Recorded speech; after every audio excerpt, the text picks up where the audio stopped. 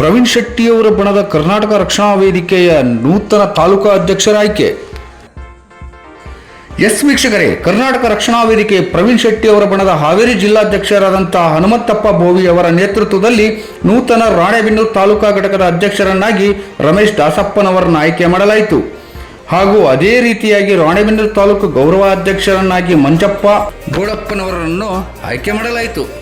ಈ ಸಂದರ್ಭದಲ್ಲಿ ಜಿಲ್ಲಾಧ್ಯಕ್ಷರಾದ ಹನುಮಂತಪ್ಪ ಬೋವಿ, ಜಿಲ್ಲಾ ಮುಖಂಡರಾದ ಮಹದೇವಪ್ಪ ಹೆಡಿಗೊಂಡ, ನೂರ್ ಅಹಮದ್ ಲಕ್ಷ್ಮೇಶ್ವರ್, ಯೋಗೇಶ್ ದೊಡ್ಡಮನಿ, ಫಕ್ಕೀರೇಶ್ ಕಟ್ಟಿಮನಿ, ರತ್ನವ್ವ ಸಂಗಪ್ಪನವರ್, ಹಾವೇರಿ ತಾಲೂಕಾ ಅಧ್ಯಕ್ಷರಾದಂಥ ಯುವರಾಜ್ ನವಲಗುಂದ್, ಹನುಮಂತಪ್ಪ ಹಂಜಗಿ ಹಾಗೂ ಇನ್ನೂ ಉಳಿದ ಕಾರ್ಯಕರ್ತರು ನೆರವೇರಿದ್ದರು.